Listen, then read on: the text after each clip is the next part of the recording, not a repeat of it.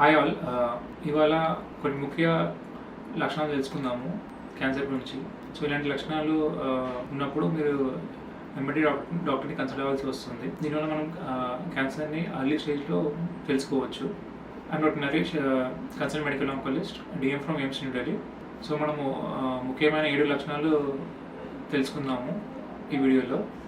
మొదటిది, మన దేశంలో పొగాకు, తంబాకు అనేది చాలా ఎక్కువగా చూస్తుంటాం తీసుకోవడం అనేది. సో వీటిల్లో ముఖ్యంగా ఇది తీసుకున్న వాళ్ళలో ఏదైనా పుళ్ళు ఉండడం కానీ నోట్లలో, అది మానట్లేదు, లైక్ 2-3 వారాల వరకు అట్లే ఉంది, తగ్గట్లేదు, అప్పుడు మీరు కన్సల్ట్ అవ్వాల్సి వస్తుంది. అలాగే ఏదైనా తెల్లటి ప్యాచ్లు కానీ ఆర్ ఎర్రటి ప్యాచ్లు, తెల్లటి వాటిని లుకోప్లేకే అంటారు.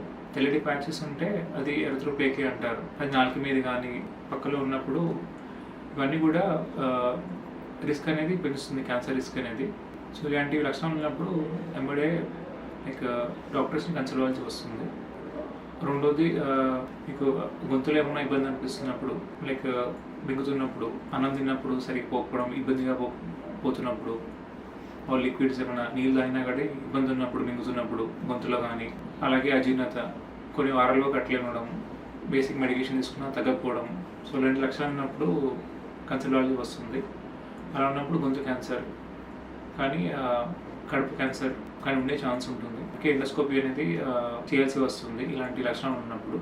ముఖ్యంగా మన ఆహార పద్ధతులు లైక్ పచ్చళ్ళు కానీ ఎక్కువ తీసుకోవడం కానీ, సాల్టెడ్ ఫుడ్స్ కానీ, మసాలాలు కానీ ఎక్కువ తీసుకోవడం, కారం అని ఎక్కువ తీసుకోవడం, వీటి వల్ల ఈ లక్షణాలు అనేది ఉండే ఛాన్స్ ఉంటుంది. మూడవది, మహిళల్లో మన రూమ్లో గడ్డలు ఉండడం కానీ, చెరువు పైన ఎర్రగా కానీ, దురద కానీ ఎక్కువ ఉండడం, తగ్గకపోవడం, నిప్పులు అనేది వెనుకపోవడం కానీ, అలాగే ఏమైనా డిశ్చార్జ్ రావడం కానీ, ఎర్రగా డిశ్చార్జ్ ఏమైనా వస్తుంది నిప్పుల నుంచి, అలాగే చంకల గడ్డలు ఉండడం కానీ, ఇలా ఉన్నప్పుడు కన్సల్ట్ అవ్వాల్సి వస్తుంది. అలాగే గడ్డలు మెల్లో కానీ ఆరు గొంతులో లైక్ థైరాయిడ్ గడ్డలు ఉన్నప్పుడు కూడా కన్సల్ట్ అవ్వాల్సి వస్తుంది. ఇంకొకటి, రక్తం పోవడం అనేది మూత్రంలో కానీ మోషన్లో కానీ, ముఖ్యంగా స్మోకింగ్, పొగాకు, ధూమపానం ఎక్కువ చేసినప్పుడు కిడ్నీ కానీ మూత్రపిండం కానీ యూరిన్ బ్లాడర్ కానీ ఎఫెక్ట్ అయ్యే ఛాన్స్ ఉంటుంది.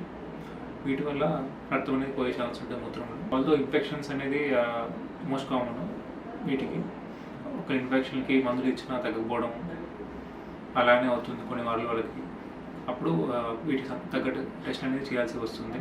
అలాగే మోషన్లో రక్తం వెళ్ళినప్పుడు, పెద్ద పేగులో అట్లా ఉన్నప్పుడు ఏమన్నా మోషన్లో రక్తం ఉండే ఛాన్స్ ఉంటుంది. మిగతా కారణానికి పైల్స్లో అది మోస్ట్ కామన్ ఉంటుంది.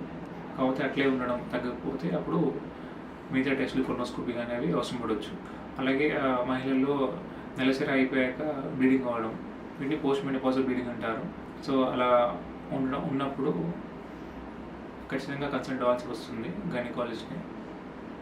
టెస్టింగ్ అనేది చేయాల్సి వస్తుంది. ఇంకొకటి, బాగా అల్సర్ ఉండడం కానీ, బాగా అలసిపోయినట్టు ఉండడం, రక్తం బాగా తగ్గుతుండడం, అలా ఉన్నప్పుడు మీకు రక్తం సంబంధించిన మన క్యాన్సర్లు కానీ మైలోమా అంటారు, అవి చూడాల్సి వస్తుంది. మిగతా టెస్టులు లైక్ బేసిక్ ఐరన్, బీగల్ కొలిగేస్ అవన్నీ నార్మల్ వచ్చి ఆయన కూడా మీ రక్తం తగ్గుతుంది, అల్సర్ ఉందంటే అప్పుడు మన బోన్ టెస్టింగ్ అనేది అవసరం పడుతుంది. ఇంకోటి, దగ్గని చెమటతో కానీ, పొడి దగ్గు కానీ కొన్ని వారాలు నెలలు వాడినా, మందులు వాడినా అట్లే ఉండడం, తగ్గినప్పుడు రక్తం వాడడం, అలా ఉన్నప్పుడు ఊపిరితిత్తుల క్యాన్సర్ గురించి టెస్టింగ్ అనేది అవసరం పడుతుంది. ముఖ్యంగా స్మోకర్స్ ఎవరైతే ధూమపానం చేస్తారో వాళ్ళకి రిస్క్ అనేది ఎక్కువగా ఉంటుంది. సో ఇలాంటి ఎడ్యుకేషన్ కంటెంట్ మీకు నచ్చినట్లయితే you can follow this channel, you can like and share the video. Thank you.